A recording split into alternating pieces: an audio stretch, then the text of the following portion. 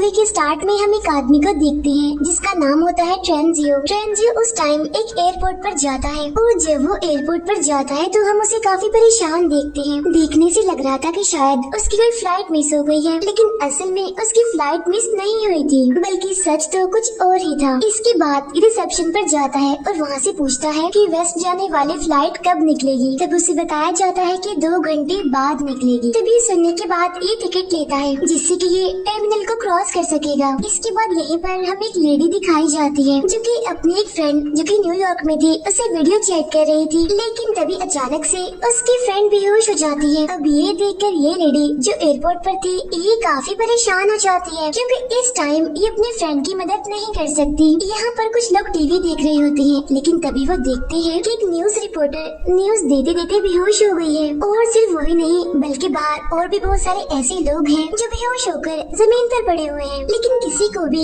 इसकी वजह नहीं पता। अब जो लोग ये न्यूज देख रहे थे उन्हें लग रहा था कि ये जरूर कोई न कोई जोक है, क्योंकि इस तरह एकदम से लोग बेहोश कैसे हो सकते हैं। लेकिन ट्रेनजियो जानता है कि ये कोई जोक नहीं है, बल्कि ये एक सीरियस सिचुएशन है। यहाँ पर ट्रेनजियो कहता है कि ये अब उसका टाइम है, अब उसे एक्शन लेना चाहिए। इसीलिए वो फौरन से टर्मिनल की तरफ जाता है और वहाँ पर जैसे गार्ड डिस्ट्रैक्ट होता है तो ये फौरन से उसकी गन छीन लेता है और सब लोगों से कहता है कि कोई भी मेरे रास्ते में ना आए। इसके बाद ये फौरन से प्लेन की तरफ जाता है। अब वो फ्लाइट मॉस्को की तरफ जा रही थी और कुछ ही देर में इस फ्लाइट में उड़ना था। ये प्लेन में मौजूद सभी लोगों को गन पॉइंट पर लेता है और प्लेन को फौरन से उड़ाने के लिए कहता है, लेकिन जो असली पायलट था वो अभी तक प्लेन में नहीं आया था। लेकिन जो को पायलट होता है वो इस टेररिस्ट की हेल्प नहीं करना चाहता, इसीलिए ये दोनों एक दूसरे से लड़ रहे होते हैं, जिसकी वजह से एक गोली उस पायलट को लग जाती है, इसीलिए वो जख्मी हो जाता है। ये गोली उस पायलट के हाथ में लगी थी। अब इस सारे सिचुएशन की वजह से वो सारे पैसेंजर्स काफी परेशान थे और फ्लाइट अटेंडेंट इन सबको हौसला दे रही थी कि सब ठीक हो जाएगा, कुछ भी नहीं होगा। इसके बाद ट्रेनजियो कॉकपिट से बाहर आता है और सबसे पूछता है क्या बोर्ड पे कोई और पायलट है। अब ये सुनकर एक लेडी उठती है जो कि असल में एक रिटायर्ड पायलट थी और ट्रेनजियो के ऑर्डर पर वो आखिरकार टेक ऑफ ले ही लेती है। अब गोली की वजह से प्लेन के एवियोनिक्स टूट चुके थे, इसीलिए कोई भी प्लेन से बाहर नहीं जा सकता था, इसीलिए अब मजबूरन उन सभी को ये सफर करना ही पड़ेगा। इसके बाद ये लोग रिटायर्ड पायलट यानी कि सिल्वी से पूछते हैं कि क्या वजह है कि इतनी इमरजेंसी में टेक ऑफ करवा रहा है, जिस पर वो बताता है कि नेटो में मुझे ऑफिसर असाइन किया गया था और मुझे कुछ ऐसी बातें पता है जो किसी और को नहीं पता। फिर जब बार बार पायलट जिद करते हैं असली वजह पूछने पर, तो वो बताता है कि असल में सनरेज डेडली हो चुकी है और अगले दिन के स्टार्ट पर ही सूरज की रेज की वजह से सारे लोग मारे जाएंगे, यहाँ तक कि वो लोग भी जो कि घरों के अंदर होंगे। वो बताता है कि ये तो पहले ही जापान और कोरिया में हो रहा है और अब सूरज का अगला टारगेट ये प्लेन होगा। अगर सूरज की रेज इस पर पड़ गई तो तब इस बात पर वो पायलट यकीन नहीं करते और कहते हैं कि शायद तुम पागल हो। तब ये सुनकर ट्रेनजियो कहते हैं कि शायद मैं आपको पागल लग रहा हूँ, लेकिन ऐसा है नहीं, मैं पागल नहीं हूँ। वो पायलट मैथ्यू जिसके हाथ में शूट लगा था उसके हाथ से खून बह रहा होता है। तो प्लेन में मौजूद एक लेडी जो कि मेडिकल प्रोफेशनल होती है वो ये जिम्मेदारी लेती है कि मैं पायलट की मदद करूंगी। यहाँ पर वो लेडी हॉट नाइफ का यूज करती है ताकि वो उस पायलट के हाथ से उस गोली को निकाल सके। अब इस वजह से पायलट को बहुत ज्यादा दर्द हो रही थी और प्लेन में मौजूद सारे पैसेंजर्स भी उसकी वजह से परेशान हो रहे थे, लेकिन यहाँ पर मैथ्यू जानता था कि उसे सब्र से काम लेना चाहिए क्योंकि सबकी जिंदगी अब उस पर डिपेंड करती है। यहाँ पर मैथ्यू सबको बताता है कि हम उसी जगह पर लैंड करेंगे जहाँ पर लैंड करने का ट्रेनजियो हमें कह रहा है, बजाय उस जगह पर लैंड करने के जहाँ पर हमने सोचा था। यहाँ पर मैथ्यू को लगता है कि फाइटर जेट्स लाजमी आ रहे होंगे उन्हें रेस्क्यू करने के लिए, क्योंकि उन्होंने ये प्लेन इसीलिए उड़ाया था क्योंकि उसे यानी मैथ्यू को गन पॉइंट पर लिया गया था। लेकिन दूसरी पायलट इन्हें सिल्वी को ऐसा नहीं लग रहा था, उसे नहीं लग रहा था कि कोई उनकी मदद करने के लिए आएगा। वहाँ एक और पैसेंजर को जब ये बात पता चलती है कि सनरेज सबको मार रही है तो उसे इस बात पर यकीन नहीं होता, इसीलिए वो पायलट्स पर शक करने लगता है, यानी कि सारे पायलट्स उनसे झूठ बोल रहे हैं। इस पैसेंजर का नाम अयाज होता है। इसके बाद हम एक और पैसेंजर को देखते हैं जो कि अरबी होता है। ये पैसेंजर एकदम से खांसी करने लगता है और देखते ही देखते बेहोश हो जाता है। अब यहाँ पर पर अयाज ऐसे प्रिटेंड करता है कि जैसे वो इसकी हेल्प कर रहा है और इसी सब के बीच वो ट्रेंजियो से उसकी गन छीन लेता है। इसके बाद ट्रेंजियो को वॉशरूम में बंद कर दिया जाता है और बाकी सभी पायलट से पूछा जाता है कि आखिर सच क्या है। तब पायलट सबको बताता है कि हम लोग वेस्ट में लैंड करने वाले हैं। वो बताता है कि हमारा प्लेन आइसलैंड में लैंड करेगा क्योंकि ट्रेंजियो चाहता है कि हम वेस्ट में जाएं। तब वहाँ पहुँचने पर पुलिस टेररिस्ट को अरेस्ट कर लेगी और बाकी सब लोगों को आजाद कर दिया जाएगा। वो इन लोगों को सूरज के बारे में भी बताता है। वो बताता है कि ट्रेंजियो को लगता है कि सूरज की रेज लोगों को मार रही है। तब इस पर बाकी पैसेंजर्स को भी याद आता है कि उन्होंने भी काफी अजीब चीजें देखी हैं, इसीलिए वो सभी लोग अपनी अपनी फैमिलीज के लिए परेशान होते हैं। तब इस पर पायलट मैथ्यू उन सबसे कहता है परेशान होने की जरूरत नहीं है, मैं एज अ कैप्टन आप सबकी जिम्मेदारी लेता हूँ और मैं आप सभी को बचा लूंगा। इसके बाद हम देखते हैं कि ये प्लेन वेस्ट में पहुँच जाता है और ये प्लेन आइसलैंड में लैंड करने ही वाला होता है। लेकिन तभी वो पायलट देखता है कि यहाँ पर तो पहले ही बहुत सारे प्लेन्स हैं और इतने ज्यादा प्लेन्स होने की वजह से कुछ प्लेन्स तो क्रैश भी हो गए हैं और तो और यहाँ पर लैंड करने की जगह भी नहीं है, लोग भी इधर उधर भाग रहे हैं, जिससे पायलट को यकीन हो जाता है कि ट्रेंजियो सच ही कह रहा था। लेकिन अब क्योंकि इनके पास लैंड करने की कोई और जगह नहीं है तो ये सोचते हैं कि थोड़ा आगे जाकर स्कॉटलैंड में लैंड करेंगे। इसके बाद ट्रेंजियो को वॉशरूम से बाहर निकाला जाता है और उससे कहा जाता है कि सबको इस सिचुएशन के बारे में बताओ, यानी कैसे सूरज की रेज सबको मार रही है। ट्रेंजियो कहता है कि मुझे सबके बारे में मेरे सीनियर से पता चला और मैं तो खुद भी नहीं जानता कि ये सब कुछ क्यों हो रहा है और ये सब कुछ कब खत्म होगा। मैं तो बस इतना जानता हूँ कि अगर हमने बचना है तो हमें सूरज से कहीं दूर लैंड करना पड़ेगा, किसी ऐसी जगह पर जहाँ पर सूरज की रेज ना पहुँचती हो। अब यहाँ वही अरबी जो कुछ टाइम पहले बेहोश हो गया था वो अभी भी जिंदा होता है और बड़ी ही मुश्किलों से वो सांस ले रहा होता है। वो बस मरने ही वाला होता है और अपनी आखिरी सांसों में वो सबको बताता है कि मैंने डायमंड्स स्वेलो कर लिए थे। अब यहाँ पर वो नर्स पूरी कोशिश करती है कि किसी तरह से इस आदमी के अंदर से उन डायमंड्स को निकाल दिया जाए, लेकिन उसकी कोशिशें नाकामयाब ही रहती हैं। इसके बाद हम देखते हैं कि ये लोग स्कॉटलैंड में इमरजेंसी लैंडिंग करते हैं। अब ये लैंडिंग काफी मुश्किल थी और प्लेन एक दीवार को हिट करने ही वाला था, लेकिन बड़ी मुश्किलों से कुछ ही सेकंड्स पहले आखिरकार ये प्लेन को रोक ही लेते हैं। अब जैसे ये सारे लोग लैंड करते हैं तो इनके पास बहुत सारे मैसेजेस और बहुत सारे नोटिफिकेशंस आते हैं इनकी फैमिलीज की तरफ से। इंटरनेट पर भी हर तरफ न्यूज चल रही थी जिसमें बताया जाता है कि आधी दुनिया के लोग तो मर चुके हैं सूरज की रेस की वजह से और आधे अभी बचे हुए हैं। ये एयरपोर्ट खाली था क्योंकि लोग यहाँ से भाग चुके थे। अब ये लोग डार्क प्लेस को ढूंढ रहे थे कि कहीं पर भी इन्हें डार्क प्लेस मिले और ये वहाँ पर छुप जाए, जबकि न्यूज में बताया जा रहा था कि अगर सूरज निकलता है तो तब अगर कोई इंसान बंकर में जाकर भी छुप जाए तो वो भी मर जाएगा। अब यहाँ पर इन सभी पैसेंजर्स को भी वेस्ट की तरफ ही फ्लाई करना था, इसीलिए ये सारे अपना जरूरी सामान और सप्लाईज को इकट्ठा करना शुरू करते हैं। इनमें से एक आदमी जो कि अपनी वाइफ के पास वापस जाना चाहता था वो इन सबसे लड़ रहा होता है कि मुझे वेस्ट की तरफ नहीं जाना, इसलिए यहाँ पर उसे अलाउ किया जाता है कि वो वापस जा सकता है। अब इनका अगला स्टॉप था कनाडा और वहाँ जाकर ये अपने प्लेन का फ्यूल दोबारा से भरेंगे और अपने रेडियो को फिक्स करेंगे। कुछ ही टाइम के बाद इंटरनेट ठीक हो जाता है जिससे सभी लोगों को उनके मैसेजेस मिलने लगते हैं और ये मैसेजेस उन सबके प्यारों के आखिरी मैसेजेस थे क्योंकि अब उन सबकी मौत हो चुकी है। तभी एक आदमी सब लोगों को बताता है सूरज की वजह से लोगों की मौत इसीलिए हो रही है क्योंकि इसकी वजह पोलैरिटी है। अब इनमें एक आदमी था जो कि क्लाइमेट एक्सपर्ट था, वो ये जानता था कि सन पोलैरिटी क्या होती है। वो बताता है कि हर 11 साल के बाद सूरज का मैग्नेटिक फील्ड रिवर्स हो जाता है, लेकिन इस बार सूरज की रिवर्स होने की डेंसिटी थोड़ी कमजोर देखी गई। उसका कहना था कि जमीन में हर उस जगह पर गैमा रेज का ब्लास्ट किया गया है जहाँ जहाँ तक सूरज की रोशनी आती है और इन्हें गैमा रेज की वजह से ही लोग मर रहे हैं। अब इस थ्योरी को प्रूव करने के लिए भी इनके पास कोई रास्ता नहीं था, लेकिन तभी हम देखते हैं कि अयाज को एक नई रिपोर्ट मिलती है जिसमें बताया गया कि RAF के सर्विसमैन जो कि इन्होंने पिक किए हैं और इस टाइम इनके प्लेन में हैं, वो असल में टेररिस्ट हैं जो कि अफगानिस्तान से आए हैं। इन्हें अरेस्ट कर लिया गया था और इन्हें इनकी कंट्री में वापस लेकर जाया जा रहा था। बाहर हम देखते हैं कि उनमें से एक टेररिस्ट एक बूढ़े आदमी से लड़ रहा होता है और बाद में उसे धक्का देता है जिसकी वजह से उस बूढ़े आदमी की मौत हो जाती है। अब ये बात जब पायलट को पता चलती है तो मेन पायलट ये डिसाइड करता है कि वो उन टेररिस्ट टेररिस्ट को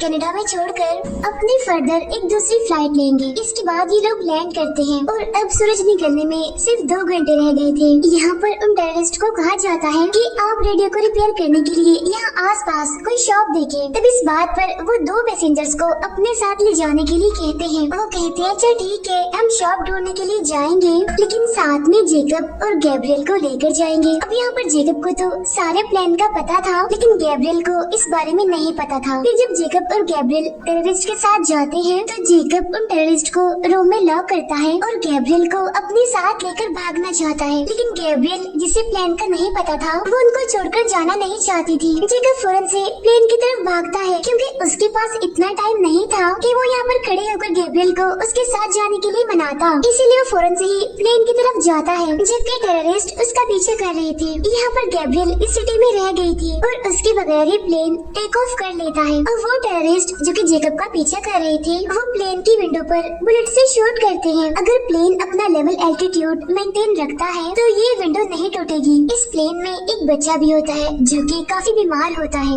और यहाँ पर अयाज उससे बात करने की कोशिश करता है कि शायद वो उसकी कोई हेल्प कर सके, लेकिन उस बच्चे की मदद उसे कहती है कि दूर रहो मेरे बच्चे से, इसे बात मत करो। लेकिन तभी इन्हें हवाई से किसी जगह से रेडियो सिग्नल्स मिलते हैं। अब इन सिग्नल से इन्हें पता चलता है कि हवाई में कुछ पैसेंजर्स हैं जो कि अंडर वाटर बंकर में हैं और उस बंकर की वजह से ही वो अभी तक जिंदा है। अब मैथ्यू पायलट उन्हें बचाने के लिए जाना चाहता था। तब दूसरी पायलट कहती है कि हमें तो ये भी नहीं पता कि मैसेज क्लियर भी है या फिर नहीं, इसलिए उन्हें बचाने के लिए जाना शायद ठीक नहीं होगा। उन्हें बचाने के लिए जाना पागलपन होगा। तभी यहाँ पर ट्रेंजियो आता है और कहता है कि सारे फैसले कैप्टन ही ले रहा है, हम सब क्यों नहीं ले रहे। तभी वो सारे पैसेंजर्स को बुलाता है और यहाँ पर ये फैसला होता है कि सारे पैसेंजर्स वोट करेंगे और मिलकर फैसला करेंगे। लेकिन तभी अचानक से प्लेन में अलार्म बजने लगते हैं जो कि ये बता रहा था कि शायद प्लेन में कोई माल फंक्शन है। तो इसीलिए ये प्रॉब्लम को चेक करते हैं और मैथ्यू को ये बात पता चलती है कि वो टेररिस्ट जिन्हें कि ये पीछे छोड़कर आ रहे थे, वो तो असल में इन्हें फॉलो कर रहे थे और उनमें से एक टेररिस्ट ने खुद को लैंडिंग गियर से अटैच कर लिया है और अगर वो वहीं रहा तो ये लोग सेफली लैंड नहीं कर पाएंगे। इसीलिए मैथ्यू डिसाइड करता है कि वो स्पीड के साथ चलेगा, जिससे कि ऑक्सीजन भी कम हो जाएगी और हाई स्पीड की वजह से वो खुद ही गिर जाएगा। लेकिन यहाँ पर वो ये बात याद नहीं रखता कि इनके प्लेन की विंडो भी टूट चुकी है और जैसे प्लेन स्पीड से चलता है तो प्रेशर की वजह से वो विंडो टूट जाती है। प्लेन में हवा तेजी से आ रही थी और चीजें उड़ रही थी। पैसेंजर्स के लिए वहाँ पर स्टे करना मुश्किल हो रहा था। तब यहाँ पर मैथ्यू जल्दी से प्लेन की स्पीड को कम करता है और उसे लोअर एल्टीट्यूड पे लाता है। फिर हम जेकब को देखते हैं जो कि एक लकड़ी का बोर्ड विंडो के सामने रख देता है ताकि हवा इतनी स्पीड से अंदर ना आ सके। अब यहाँ पर जो बच्चा बीमार था उसके लिए सांस लेना मुश्किल था क्योंकि उसे सांस की ही प्रॉब्लम थी। तब यहाँ पर अयाज को एक प्लान आता है और वो उस बच्चे के लिए एक ऑक्सीजन पाइप का यूज करता है। तब ये देखकर उस बच्चे की मदर को काफी शर्मिंदगी होती है क्योंकि उसने पहले अयाज को अपने बच्चे से दूर रहने के लिए कहा था, लेकिन आज अयाज ने ही उसकी मदद की। यहाँ पर कैप्टन उन सबको बताता है कि अगर हम इसी स्पीड के साथ चलते रहे तो हम हवाई में लैंड नहीं कर पाएंगे। इसीलिए वो अपनी लैंड करने की लोकेशन को चेंज करते हैं और तो और हैंगिंग टेररिस्ट की वजह से इन्हें मुश्किल का सामना करना पड़ रहा था। लेकिन तभी हम देखते हैं कि अयाज, जेकब और ट्रेंजियो अंडर कैरेज में जाते हैं। ये प्लेन के फ्लोर पर ही होल बनाते हैं ताकि उस टेररिस्ट को देख सके। ट्रेंजियो अपनी गन का यूज करता है लेकिन ये क्रिमिनल गन को छीन लेता है। वो ट्रेंजियो को मारने ही वाला होता है कि तभी अयाज आकर ट्रेंजियो की जान बचा लेता है और उस टेररिस्ट को शूट कर देता है। अब कुछ देर के लिए अयाज इन सबका हीरो बन चुका था, लेकिन तभी इन्हें यहाँ पर एक और सच पता चलता है और वो ये कि वो अरबी पैसेंजर जो पहले इनके प्लेन में था, ये जिसने डायमंड्स खा लिए थे, वो असल में अयाज की वजह से ही मरा था क्योंकि इन पैसेंजर्स ने उस अरबी पैसेंजर की बॉडी को कनाडा में ही दफन कर दिया था। लेकिन तभी उन्हें ऐसा करता एक लड़का देख लेता है और वो भी एक पैसेंजर होता है इसी प्लेन का। उस लड़की पैसेंजर ने देखा कि अयाज उस अरबी पैसेंजर की बॉडी को काट कर उसमें से कुछ निकाल रहा है। तब यहाँ पर अयाज बताता है कि असल में मैं डायमंड्स को स्मगल करता हूँ और जो डायमंड्स मैंने स्मगल किए थे वो उस अरबी पैसेंजर की बॉडी में थे। लेकिन अब क्योंकि उस अरब पैसेंजर ने इंस्ट्रक्शंस को ठीक से फॉलो नहीं किया था, इसी वजह से उसकी मौत हो गई और तब मजबूरन मुझे उसकी बॉडी से उन डायमंड्स को निकालना ही पड़ा। अब ये सुनकर सारे पैसेंजर्स को अयाज पर काफी गुस्सा आता है और कुछ पैसेंजर्स तो कह रहे थे कि कि इसको भी टेररिस्ट की तरह प्लेन से बाहर निकाल दिया जाए। लेकिन ज्यादा पैसेंजर्स तो अयाज के हक में ही थे। अब क्योंकि ज्यादा वोट ये थे कि इसे प्लेन में ही रहने दिया जाए, इसीलिए उसे सिर्फ हैंडकफ्स कर दिया जाता है। इसके बाद ये लोग एक जगह पर लैंड करते हैं और वहाँ से ये प्लेन में फ्यूल डालते हैं। अब यहाँ पर हम देखते हैं कि इनके पास जो क्लाइमेट एक्सपर्ट है वो एक बड़ी अजीब बात कहता है कि वो फ्रूट्स जो वो कनाडा से लेकर आए हैं उनका कोई टेस्ट नहीं है, यानी उनका कोई जायका नहीं है। उसका कहना था कि गैमा रेज इतनी स्ट्रॉन्ग है कि उनकी वजह से फ्रूट्स का फ्लेवर भी चला गया, और अगर ऐसा ही रहा तो गैमा रेज फूड का मुकम्मल स्ट्रक्चर ही चेंज कर देंगी, जिसके बाद वो शायद कुछ हफ्तों बाद ही भूख की वजह से मर जाए। मैथ्यू काफी देर से ड्राइव कर रहा था और अब वो उस क्लाइमेट एक्सपर्ट से कहता है कि हमने उस जगह पर जाना है जहाँ पर सूरज की रेस ना पड़ती हो, इसीलिए इन बातों के बारे में हम बाद में सोचेंगे। फिर हम दूसरी पायलट को देखते हैं जो कि मैथ्यू से कह रही थी कि तुम काफी थक गए हो, अब तुम्हें रेस्ट करना चाहिए, क्योंकि काफी देर से वो प्लेन चला रहा था और उसे अब नींद आ रही थी थकावट की वजह से। और जाहिर सी बात है कि इस वजह से बाकी पैसेंजर्स की जान भी खतरे में थी। अब सारे पैसेंजर्स उसके पास आकर उसे काफी मनाते हैं और कहते हैं कि आपको सोना चाहिए। वो कहता है ठीक है मैं सो जाऊंगा, लेकिन अभी नहीं, बाद में, अभी मुझे प्लेन ही चलाना है। लेकिन तभी इन्हें एक और रेडियो सिग्नल मिलता है जिससे इन्हें कन्वर्सेशन तो ठीक से सुनाई नहीं दे रही थी, बस एक बात सुनाई दे रही थी जिसमें कहा जा रहा था स्टारा 17। अब बहुत जल्द इन्हें समझ आ जाती है कि जो आदमी उनसे बात कर रहा है असल में वो एक एस्ट्रोनॉट है जो कि स्पेस में है। अब ये लोग काफी हैरान थे इस वजह से कि वो जिंदा है और लग रहा था कि शायद वो जमीन पर मौजूद कंट्रोल रूम से बात कर रहा है। अब ये लोग डिसाइड करते हैं कि ये लोग नेटो के हेडक्वार्टर तक जाएंगे, यानी जहाँ से ये सब कुछ शुरू हुआ। वहाँ मैथ्यू जो कि वॉशरूम में गया था, ये सब लोग आकर देखते हैं कि वो तो बेहोश पड़ा हुआ है वहाँ पर। असल में उसके हाथ पर जो गोली लगी थी उसकी इंजरी पहले से ज्यादा सीरियस हो गई थी, जिसकी वजह से पॉइजन उसकी पूरी बॉडी में ही फैल रहा है। तब इन पैसेंजर्स में से जो नर्स होती है वो कहती है कि अगर हम लोग किसी तरह हॉस्पिटल पहुँच जाए तो मैं इसका ऑपरेशन कर दूंगी। अब दूसरी पायलट जिसका नाम सिल्वी है वो काफी परेशान होती है ये सोचकर कि मैथ्यू के बगैर मैं प्लेन अकेली कैसे चलाऊंगी। तब सारे पैसेंजर्स उसे इंसिस्ट करते हैं कि तुम्हें ट्राई करना होगा, अगर तुम्हें इसका एक्सपीरियंस नहीं है तो फिर भी तुम्हें ये प्लेन चलाना है, क्योंकि अब तुम भी हमारी एक आखिरी उम्मीद हो।